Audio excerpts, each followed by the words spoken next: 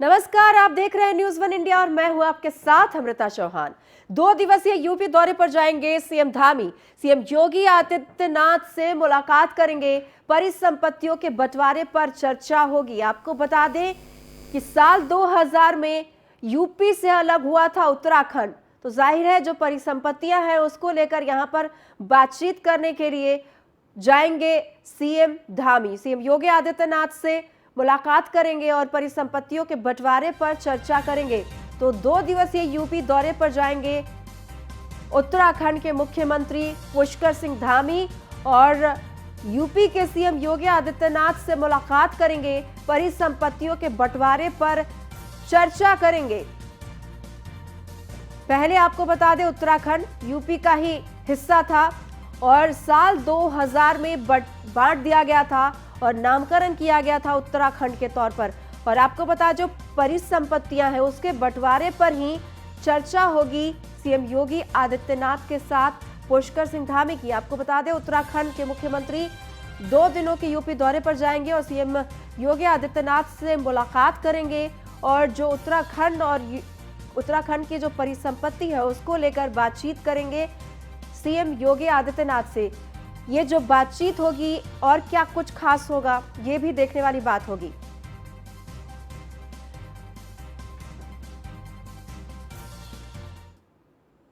और ज्यादा जानकारी के लिए संदीप नेगी देहरादून से हमारे साथ लाइव जुड़ गए हैं। संदीप, 2 दिनों के दौरे पर जाएंगे उत्तर प्रदेश सीएम पुष्कर सिंह धामी। ये जो परिसंपत्तियां हैं ये कौन कौन सी संपत्ति है जिसके बंटवारे को लेकर बातचीत हो रही है? जी बिल्कुल। देखिए, आज मुख्यमंत्री पुष्कर सिंह धामी अपने 2 दिनों के दौरे पर उत्तर प्रदेश जाएंगे, जहां पर कि वो लखनऊ में रहेंगे और दोपहर 1:30 बजे वो यहां से देहरादून जौलीग्रांट एयरपोर्ट से प्रस्थान करेंगे। उसके बाद बता दें कि 2 दिन का उनका दौरा है। इस दौरान मुख्यमंत्री योगी आदित्यनाथ से वो मुलाकात करेंगे और जिस तरह से बताया जा रहा है कि जो उत्तराखंड की जो परिसंपत्तियां हैं, उत्तर प्रदेश की जो उत्तराखंड में जो परिसंपत्तियां हैं, दोनों की लगातार लंबे समय से वार्तालाप चल रहा था उत्तर प्रदेश और उत्तराखंड का। तो इन तमाम मसलों पर कहीं ना कहीं जो वार्तालाप किया जाएगा। इस चीज कहीं ना कहीं जो उत्तराखंड में जो कुछ ऐसी भूमि है जो कि उत्तर प्रदेश की जो लैंड है और उस पर लगातार उत्तराखंड सरकार चाहती है कि वो अब उसे उत्तराखंड में स्थानांतरित किया जाए। तो इसके मसले पर लंबे समय से वार्तालाप तो चल ही रहा है, लेकिन आज कहीं ना कहीं इस पर बड़ा फैसला भी उत्तर प्रदेश गवर्नमेंट ले सकती है। इसके अलावा मुख्यमंत्री पुष्कर सिंह धामी वहां पर राज्यपाल से भी शिष्टाचार भेंट करेंगे। ये भी उनका एक कार्यक्रम है। उसके अलावा अगर बात करूं तो अखिल भारतीय विद्यार्थी परिषद के जो युवा हैं, छात्र नेता हैं, तमाम जो वहां पर हैं, उन लोगों से भी मुख्यमंत्री पुष्कर सिंह धामी की वार्तालाप होनी है। तो कह सकते हैं कि जो 2 दिन का जो बिजी शेड्यूल है मुख्यमंत्री का, वो पूरे दिन लखनऊ में बताया जा रहा है। और खासकर सबसे बड़ी चीज ये है कि जो परिसंपत्तियों का जो बंटवारा है, क्योंकि 2000 में अलग राज्य उत्तराखंड बना था, तो उस दौरान कुछ परिसंपत्तियां ऐसी रह गई थी कि जिन पर की विवाद लगातार गहराता जा रहा था। लेकिन कहीं ना कहीं यूपी सरकार ने उत्तराखंड को राहत देने के लिए अब कई बार की वार्तालाप जरूर हुई है, लेकिन इस बार की जो कहीं ना कहीं ये खास वार्तालाप 2 दिन तक मुख्यमंत्री योगी आदित्यनाथ से करेंगे। क्योंकि जिस प्रकार नहरों की, अगर मैं हरिद्वार नहर की बात करूं, तो यूपी से लगती हुई जो नहर है उसको लेकर भी कहीं ना कहीं बात हो सकती है। इसके अलावा रुड़की और के साथ साथ हरिद्वार में कुछ ऐसी लैंड है जिस पर की लगातार विवाद चलता रहा था पिछले दिनों से, तो उस पर भी बात हो सकती है। तो कह सकते हैं कि जो परिसंपत्तियां हैं जिनका बंटवारा अभी तक नहीं किया गया था, उनकी रूपरेखा जरूर वहां पर बनाई जा सकती है। जी। संदीप, खास बात यह है कि लंबे समय तक परिसंपत्तियों का बंटवारा नहीं हुआ, लेकिन इस बार एक अच्छी बात यह है कि उत्तराखंड में भी बीजेपी की सरकार है और उत्तर प्रदेश में भी बीजेपी की सरकार है। ऐसे में जब दोनों ही नेता एक ही पार्टी के एक साथ मिलेंगे तो जाहिर तौर पर जो विवाद है संपत्तियों को लेकर, जमीन को लेकर या फिर नहर को लेकर जो भी विवाद है, मुझे लगता है कि दोनों जब एक साथ ये दोनों नेता बैठेंगे तो विवाद का हल जरूर निकलेगा। जी बिल्कुल। देखिए, चूंकि ये पिछली बार की विडंबना भी रही थी कि उत्तराखंड में लगातार सरकारें बदलती रही हैं और ऐसा भी कई बार संयोग आया था कि जब यहाँ के जो मुख्यमंत्री हैं, कांग्रेस सरकार के मुख्यमंत्री वहां पर गए हैं या फिर वहां पर कोई दूसरी सरकार रही है, तो इस वजह से कहीं ना कहीं जो दिक्कतें हैं वो लगातार सामने आई थी। क्योंकि कई बार यहाँ से मुख्यमंत्री हरीश रावत हों या विजय विजय बोगड़ा हों या फिर उससे पहले अगर भगत सिंह कोश्यारी के कार्यकाल की तक की अगर भी बात करें या फिर एनडी तिवारी सरकार की अगर बात करें, तो इन तमाम जगहों पर कई बार वार्तालाप हुआ था, लेकिन वो कहीं ना कहीं उसका कोई परिणाम नहीं निकल के आ पाया था। लेकिन इस बार जिस तरह से देखा देखा जा रहा है, मुख्यमंत्री पुष्कर सिंह धामी का महीने भर में ये दूसरा दौरा है यूपी का, तो संभवतः कुछ न कुछ ज़रूर इस पर निष्कर्ष निकल कर सामने आएगा और जो परिसंपत्तियाँ यहाँ पर उत्तराखंड का है, जिन्हें कि उत्तराखंड को ही अधिकार मिलना चाहिए, उसको लेकर कहीं न कहीं इस पर विचार-विमर्श हो सकता है और लगता ये है कि कहीं न कहीं जो परिणाम है, वो सकारात्मक रहेगा। जी। संदीप, खास बात ये कि इससे पहले कांग्रेस की सरकार थी, उनकी तरफ से पहल की गई थी, उन्होंने यूपी के सरकार से बात करने की कोशिश की थी। क्या वजह रही कि मामला सुलझ नहीं पाया था? जी, बिल्कुल देखिए, चूँकि शुरुआत से जैसे कि अगर मैं बात करूँ तो 2000 में जब उत्तराखंड बना था, तो उसके बाद 2 साल तक भाजपा की अंतरिम सरकार रही थी। लेकिन उसके बाद नरेंद्र तिवारी जो कि मुख्यमंत्री थे, उनकी पूरी 5 साल तक सरकार रही, कांग्रेस की सरकार रही। तो लेकिन उसके बावजूद भी कहीं न कहीं चूँकि मुख्यमंत्री नरेंद्र तिवारी उससे पहले उत्तर प्रदेश के मुख्यमंत्री थे और उत्तराखंड के मुख्यमंत्री बनाए गए थे, तो कहीं न कहीं उनको उनकी जो संजीदगी थी उत्तराखंड के प्रति तो कहीं न कहीं वो उन्होंने उसमें दिलचस्पी दिखाई थी। लेकिन उसके बाद की अगर मैं बात करूँ तो कहीं न कहीं इन मसलों पर जिस तरह से जो परिसंपत्तियों का बँटवारा था उसमें कई जो हेक्टेयर जो जंगल है वो भी अभी जिस पर कि यूपी सरकार का कब्जा है और इसके अलावा जो नहरें हैं जो कि हरिद्वार होते हुए गंग नहर जिसको कहा जाता है उसके आगे जो जुटी हुई जो और भी नहरें हैं तो वो सीधा यूपी की ओर जाती हैं जो कि सिंचाई के लिए एक प्रमुख चीज है। तो उन चीजों पर भी लेकिन कहीं न कहीं बात तो हुई थी लेकिन वो उससे कोई निष्कर्ष नहीं निकला था। ये भी एक बड़ी वजह रही थी। हालाँकि तमाम जो मुख्यमंत्री रहे हैं, सरकारें रही हैं उन्होंने भी ज़रूर बात करने की कोशिश करी है। लेकिन इस बार थोड़ा माहौल ज़रा अलग है। खुद यहाँ पर भी भाजपा की सरकार है, उत्तर प्रदेश में भी भाजपा की सरकार है और मुख्यमंत्री लगातार उत्तर प्रदेश के दौरे करते रहते हैं। तो संभवतः इन 2 दिनों के दौरे में कुछ ऐसा निष्कर्ष निकल कर आएगा जिसमें कि ज़रूर उत्तराखंड को जो अपनी जो संपत्तियाँ हैं उनके अपने अपने पास ही रहेंगी। तो जी, हालाँकि संदीप। चुनाव वक़्त में जी, आप कुछ हमारे न कुछ साथ बने रहिए, आपके पास हम लौट कर आएंगे। बढ़ते हैं आगे। दिल्ली के डिप्यूटी सीएम का उत्तराखंड दौरा है। मनीष सिसोदिया के दौरे का आज दूसरा दिन है। उत्तरकाशी में नेहरू पर्वतारोहण संस्थान में जाएंगे सिसोदिया। शौर्य स्थल भी जाएंगे मनीष सिसोदिया। उत्तरकाशी ज्ञानसू टनल से रोड शो करेंगे। काशी विश्वनाथ मंदिर के भी दर्शन करेंगे। रामलीला मैदान में एक जनसभा को संबोधित करेंगे। तो कुल मिलाकर आज दूसरा दिन है मनीष सिसोदिया के दौरे को लेकर और दूसरा दिन काफी बिजी रहने वाला है उनका। क्या कुछ खास होगा आज पूरा दिन? क्या कुछ खास करेंगे मनीष सिसोदिया? संदीप नेगी देहरादून से लगातार हमारे संवाददाता जुड़े हुए हैं ज्यादा जानकारी के लिए। संदीप, आज मनीष सिसोदिया काफी बिजी रहने वाले हैं, उनके दौरे का दूसरा दिन है। क्या कुछ खास करेंगे आज दिन भर? डिप्टी सीएम उत्तरकाशी उनका दूसरा दौरा कुल मिला के उत्तरकाशी जिले पर ही रहेगा। उत्तरकाशी जिले पर ही फोकस उनका रहेगा और उनके साथ अगर बात करूं तो जो मुख्यमंत्री पद के जो दावेदार है, चेहरा है, कर्नल कोठियाल वो भी उनके साथ मौजूद रहेंगे। तमाम आप पार्टी के कार्यकर्ता मौजूद रहेंगे। आपको बता दें कि सबसे पहले जो ज्ञानसू से लेके और उत्तरकाशी मुख्यालय तक वो एक जो रैली निकालेंगे, रैली की शक्ल में तमाम जो लोग हैं उनसे जुड़े हुए जो आप पार्टी के जो कार्यकारी हैं, पदाधिकारी हैं और तमाम जो कार्यकर्ता हैं, वो इस दौरान रैली में शामिल होंगे। उसके बाद अगर बात करें तो विश्वनाथ मंदिर जो कि उत्तरकाशी के बीचों-बीच मंदिर है, भगवान शिव का मंदिर है, वहाँ पर 2 दर्शन करेंगे।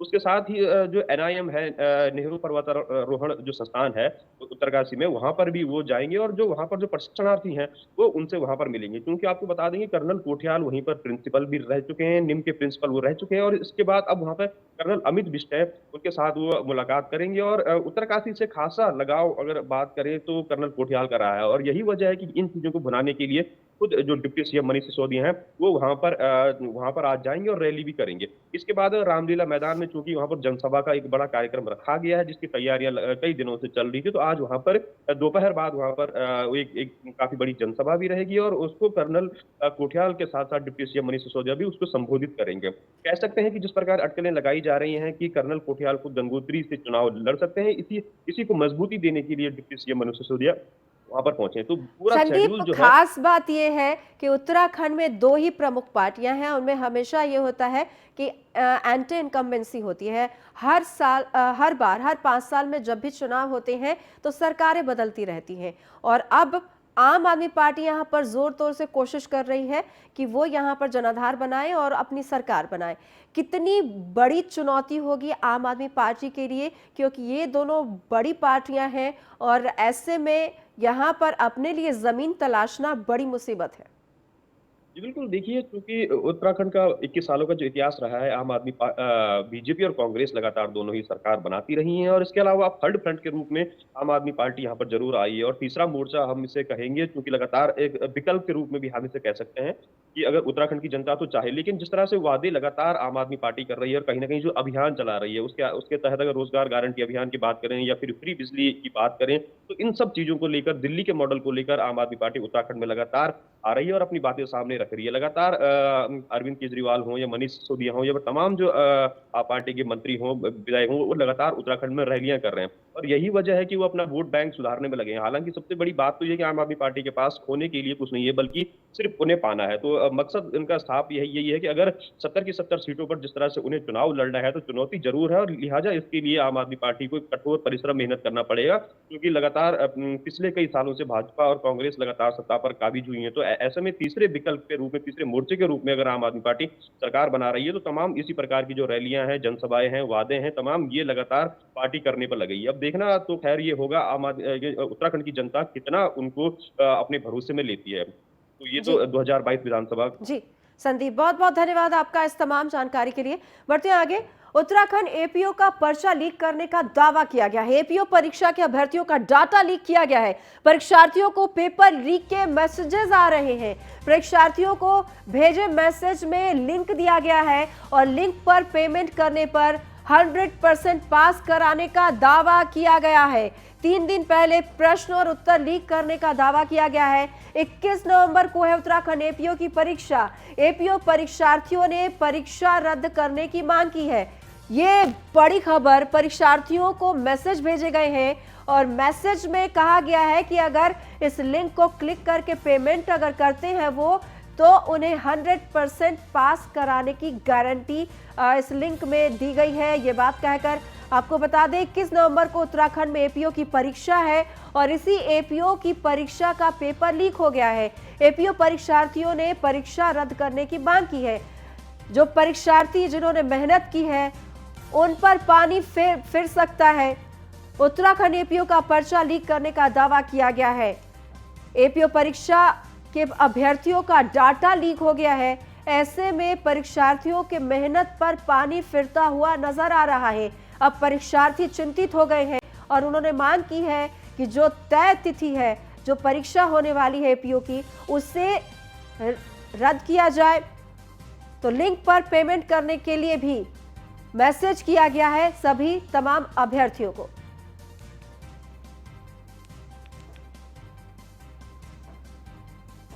उत्तराखंड दौरे के दूसरे दिन बीजेपी के राष्ट्रीय अध्यक्ष जेपी नड्डा कुमाऊं मंडल के उधम सिंह नगर जिले में स्वतंत्रता सेनानी उधम सिंह को श्रद्धांजलि दी।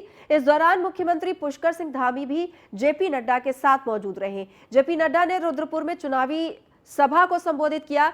नड्डा बंगाली समाज के संवाद कार्यक्रम में भी शामिल हुए। इस दौरान वो पश्चिम बंगाल की सरकार को घेरते हुए नजर आए। कार्यक्रम के बाद जेपी नड्डा दिल्ली के लिए रवाना हो गए।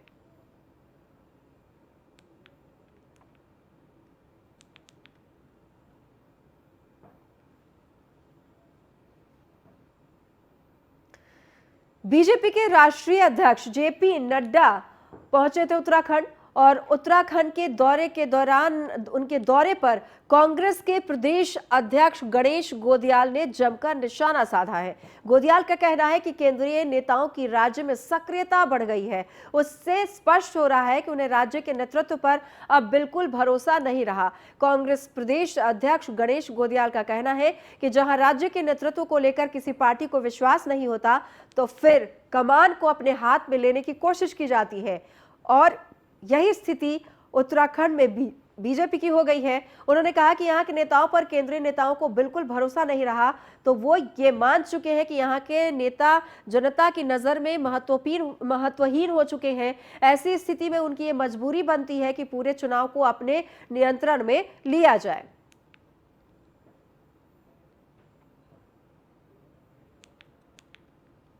राज्य में सक्रियता उनकी बढ़ गई है। आपका प्रश्न का आशय ये है, तो ये स्पष्ट है कि उन्हें राज्य के नेतृत्व पर बिल्कुल भरोसा नहीं है और जहां राज्य के नेतृत्व पर किसी पार्टी को भरोसा नहीं होता, तो वो फिर कमांड को अपने हाथ में लेने की कोशिश करते हैं, और वही स्थिति आज भारतीय जनता पार्टी की उत्तराखंड यूनिट में हुई है।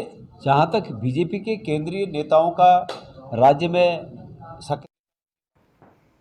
बीजेपी के राष्ट्रीय अध्यक्ष जेपी नड्डा के उत्तराखंड दौरे को लेकर पूर्व मुख्यमंत्री हरीश रावत ने तंज कसा है। हरीश रावत ने नड्डा को अपना पड़ोसी बताते हुए कहा है कि नड्डा उत्तराखंड में अपना अड्डा बनाकर रहे, लेकिन नड्डा के उत्तराखंड आने के बाद भी भाजपा सरकार का जाना निश्चित है। वहीं जेपी नड्डा के कमीशनखोरी वाले बयान पर पलटवार करते हुए हरीश रावत ने कहा कि नड्डा अब देश में राफेल विमान सौदे के कमीशन की बात कर रहे हैं। वो पहले तय कर ले कि राफेल सौदे में किसने कमीशन खाया, उसके बाद कांग्रेस पर आरोप लगाए।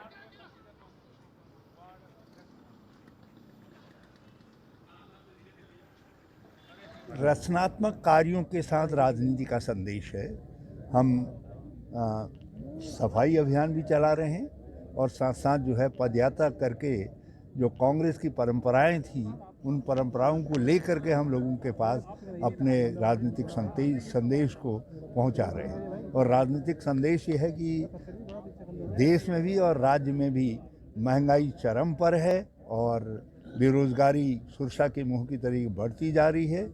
आम जन की कठिनाइयां निरंतर बढ़ रही हैं। उसके खिलाफ हम एक रचनात्मक भाव से तिरंगे झंडे को हाथ में लेकर के अपना आक्रोश। उत्तराखंड में हरीश रावत और बीजेपी सरकार के बीच रोजगार के आंकड़ों को लेकर चल रही जंग थमने का नाम नहीं ले रही है। हरीश रावत ने अब कहा है कि पहले राज्य सरकार अपने आंकड़े दुरुस्त कर ले और उसके बाद मुझे चुनौती दे। दरअसल हरदा ने कुछ दिनों पहले कहा था कि अगर बीजेपी सरकार 5 सालों में 3,200 नौकरियां देने का रिकॉर्ड दिखा दे तो वो राजनीति से संन्यास ले लेंगे, जिसके पलटवार में भाजपा सरकार ने पूरे रिकॉर्ड को सार्वजनिक करते हुए हरीश रावत से पूछा है कि वो अब राजनीतिक संन्यास कब ले रहे हैं। उत्तराखंड में रोजगार के मुद्दे पर राजनीति गरमाई हुई है। पूर्व मुख्यमंत्री हरीश रावत राज्य सरकार और उसके मंत्रियों को रोजगार के मुद्दे पर कटघरे में खड़ा कर रहे हैं। हरीश रावत का आरोप है कि कांग्रेस के कार्यकाल में जिन पदों के सृजन की प्रक्रिया प्रारंभ हुई, अधियाचन जारी हुए और कई पदों में परीक्षाएं भी हुई, उन सबको बीजेपी के नेता और मंत्री अपनी सरकार के आंकड़ों में सम्मिलित करवाकर बड़ी बड़ी बातें कर रहे हैं। हरीश रावत ने भाजपा के नेताओं को चुनौती देते हुए कहा है कि अपने 5 साल में 3,200 नौजवानों के नाम बता दे जिनको राज्य सरकार ने सरकारी मुलाजिम बनाया हो तो वो राजनीति छोड़ देंगे। रोजगार हमारे दृष्टि में प्रमुख मुद्दा है और हम एक रोजगार मूलक शासन व्यवस्था बनाएंगे जो लोगों में काम दे, लोगों को रोजगार दे, जिसमें सरकारी पद भी सम्मिलित है, उनको भरने की योजना बनाएंगे। वहीं हरीश रावत पर बीजेपी ने पलटवार किया है। बीजेपी नेताओं का कहना है कि कांग्रेस राज में प्रदेश में खनन और शराब माफिया हावी थे। हरीश रावत के कार्यकाल में क्या क्या हुआ सभी लोग अच्छी तरह से जानते हैं। सरकार का दावा है कि पौने 5 साल में विभिन्न विभागों में 11,056 सरकारी पदों पर नियुक्तियां हुई हैं। इनमें 3,412 पदों पर उत्तराखंड राज्य लोक सेवा आयोग और 7,644 पदों पर उत्तराखंड अधीनस्थ सेवा चयन आयोग के माध्यम से राज्य के युवाओं को सरकारी नौकरी मिली। अधीनस्थ सेवा चयन आयोग में 7,089 पदों पर चयन की प्रक्रिया चल रही है। वहीं 2,622 पदों के लिए विज्ञप्ति जारी होनी है, जबकि लोक सेवा आयोग में 1,438 पदों पर भर्ती की प्रक्रिया चल रही है। आयोग में सीधी भर्ती के 1,455 पदों पर विज्ञापन जारी होना है। मैं व्यक्तिगत रूप से उनका बड़ा सम्मान करता हूं, लेकिन अब जहां तक आंकड़ों की बात है तो आंकड़े सबके सामने हैं। अब आप लोग उनसे पूछना चाहिए जो उन्होंने कहा कि अगर ये आंकड़े मेरे सही होंगे, अगर सही नहीं होंगे तो मैं राजनीति से संन्यास ले लूँगा। तो मैं समझता हूँ कि वैसे मैं तो नहीं कहूँगा कि उनको संन्यास लें, क्योंकि उनकी अभी हमें ज़रूरत है, लेकिन आप पूछिएगा जरूर उनसे। उत्तराखंड में 2022 चुनाव नजदीक आते ही युवाओं को रोजगार देने और न देने का मुद्दा लगातार उठ गया है। राजनीतिक पार्टियां लगातार युवाओं को निशाने पर ले रही हैं। बीजेपी का साफ तौर पर कहना है कि उनकी सरकार में उन्होंने युवाओं को लगातार रोजगार देने का काम किया है, जबकि कांग्रेस इस पर निशाना साधते हुए कह रही है कि वो अपना पूरा आंकड़ा जरूर दिखाएं कि आखिरकार उन्होंने कितना रोजगार इन 4.5 सालों में प्रदेश के युवाओं को दिया है। देखना दिलचस्प होगा कि आने वाले 2022 चुनाव में युवा किसके सर पर नई सरकार की ताजपोशी करते हैं। कैमरामैन राजन बडोला के साथ संदीप नेगी, न्यूज़ 1 इंडिया, देहरादून। दिल्ली के कैबिनेट मंत्री राजेंद्र पाल गौतम ने देवभूमि जनसंवाद के दौरान बड़ी घोषणा की। दिल्ली के समाज कल्याण मंत्री राजेंद्र पाल गौतम ने बताया कि दिल्ली की जय भीम मुख्यमंत्री प्रतिभा विकास योजना की तर्ज पर उत्तराखंड में सरकार बनने पर ऐसी ही योजना को लागू किया जाएगा। इस योजना के माध्यम से सालाना 8 लाख रुपए से कम आय वाले परिवारों के छात्रों को प्रतियोगी परीक्षाओं के लिए मुफ्त कोचिंग दी जाएगी। दिल्ली सरकार ने इस योजना के माध्यम से 2500 रुपए का ट्रैवल स्टाइपेंड भी प्रदान किया जाता है और SC, ST, OBC और EWS श्रेणियों के मेधावी छात्रों को इस योजना के माध्यम से JEE, NEET, CLAT, civil services, banking, railway, SSC आदि जैसी परीक्षाओं के लिए निजी संस्थानों के माध्यम से निःशुल्क कोचिंग दी जाती है।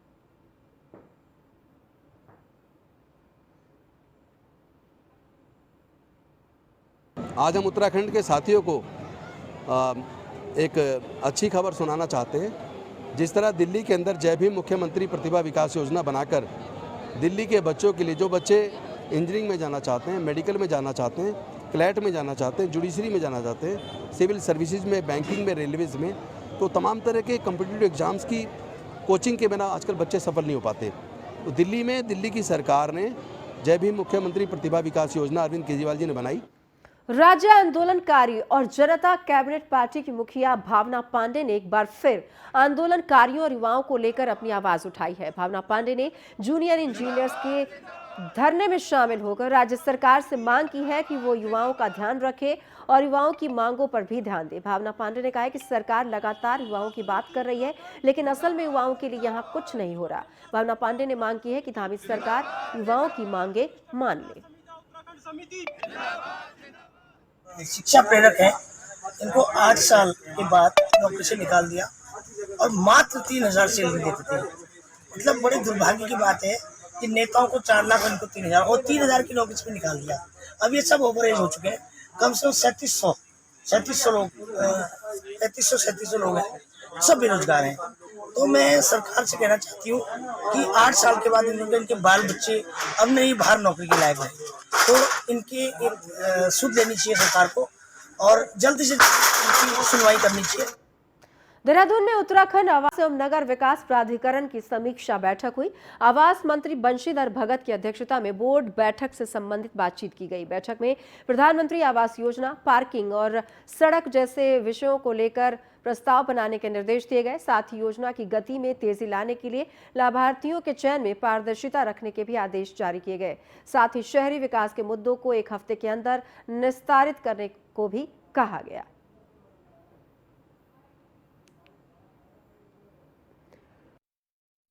आवास विकास की और उडा की बोर्ड बैठक थी 2। उन बैठकों में बिंदुवार जो थे काम, उन पर चर्चा हुई। कहीं शिथिलीकरण के ज़्यादा मामला थे, मार्गों में शिथिलीकरण देना है, ये करना है, तो उस पर विचार करके जो देने लायक थे उन पर दिया है।